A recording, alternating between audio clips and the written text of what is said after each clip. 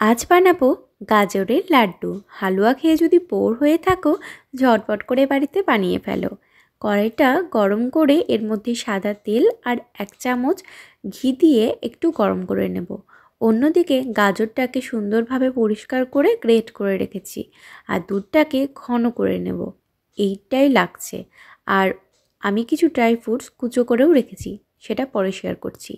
তারপরে গাজরগুলো একে একে কড়াইয়ের মধ্যে দিয়ে দিচ্ছি পরিমাণ মতো, যেরকম তোমরা বানাবে। তো সেটাকে সুন্দরভাবে একটুখানি ঘি বা তেলের সঙ্গে মিশিয়ে নিচ্ছি। চাইলে এটা পুরোটা সাদা তেল বা পুরোটা ঘি দিয়েও বানাতে পারো। ঘিটা সহ্য হবে না শরীরের জন্য, তার জন্য আমি একটু সাদা তেলের সঙ্গে ঘিটা মিশিয়েছি। হালকা একটু লবণ দিয়েছি যাতে মিষ্টির সঙ্গে খুব সুন্দর একটা স্বাদ আসে এবং গাজরটা তাড়াতাড়ি সিদ্ধ হয়ে যায়। হ্যাঁ, গাজর সিদ্ধ হওয়া কোনো ব্যাপারই না, ঝটপট করে সিদ্ধ হয়ে যাবে। একদম ছোট করে কুচো করা আছে। আর আমি খুব একদম মিহি করে গ্রেট করে নিই, একটু মুখে না পড়লে গাজরটা ভালো লাগে না। তোমরা চাইলে করতে পারো। যাই হোক, আমি সুন্দরভাবে এটাকে ভাজা ভাজা করে নেব। আর এখানে যতটা হলুদ লাগছে ততটা কিন্তু ছিল না। গাজরের কালারটা ভীষণ সুন্দর ছিল, বাট ভিডিওতে অতটা আসছে না। তো যাই হোক, এটাকে সুন্দর করে যখন আমার ভাজা হয়ে গেছে, এর মধ্যে আমি কুচো করা কিছু ড্রাই ফ্রুটস, কাজু, কিশমিশ আর কাঠবাদাম দিয়ে সুন্দরভাবে এটাকে কুচো করে রেখেছি, সেটা দিয়ে মিশিয়ে নিচ্ছি। অন্যদিকে এবার আমি দিয়ে দেব চিনি।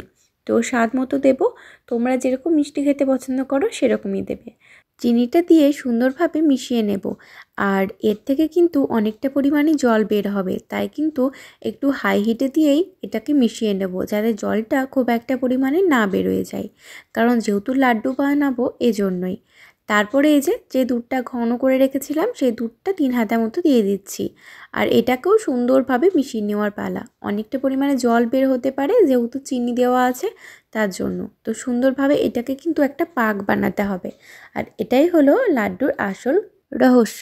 যাই হোক, আমি একটু কিন্তু খোয়া ক্ষীরও দিয়েছি, তোমরা চাইলে স্কিপ করতে পারো। তো আমার কাছে ছিল, আমি একটুখানি খোয়া ক্ষীর দিয়ে দিয়েছি। সেটাকেও সুন্দরভাবে মিশিয়ে নেব আর সুন্দর একটা পাক আমি তৈরি করে নেব। অনেকটা জাল দিয়ে সুন্দর একটা পাক হয়ে গেছে। যখন বুঝবে কড়াই থেকে ছেড়ে ছেড়ে আসছে, তখন একদম রেডি। এর উপরে আমি একটুখানি দিয়ে দিচ্ছি ঘি আর একটা মশলা বানিয়ে রেখেছি, সেই মশলাটা এলাচ, দারচিনি এইসব দিয়ে তোমরা চাইলে আমি একটা ভিডিওতে সুন্দরভাবে শেয়ার করে দেব। তো বাড়িতেই বানানো মশলা, আর খুব সুন্দর একটা স্মেল আসছিল। তো আমার হয়ে গেছে রেডি। এবার গরম গরম এটাকেই কিন্তু পাক করে নিতে হবে। আমি একটু ড্রাই ফ্রুটস নিয়েছি একটুখানি সাজানোর জন্য, তো হাতের মধ্যে দিয়ে সুন্দরভাবে পাক করে গোল করে নিচ্ছি। তোমরা যে কোনো সাইজের বানাতে পারো। আমি মোটামুটি মিডিয়াম সাইজে বানিয়েছি, না ছোট না বড়। তো তারপরে একটুখানি ড্রাই ফ্রুটস দিয়ে সাজিয়ে দিচ্ছি। তো এইরকম গাজরের সময়, এখন যেহেতু শীতকাল, তো এরকম লাড্ডু তোমরা বাড়িতে বানিয়ে স্টোর করে রাখতে পারো নর্মাল ফ্রিজে। আর বাড়ির সবাইকে ভীষণ ভালো বলবে। আমার বাড়ির সবাই ভীষণ পছন্দ করেছে। তো দেখা হচ্ছে গাজরের হালুয়ার ভিডিও নিয়ে। তোমরা অনেক ভালো থেকো। Bye bye.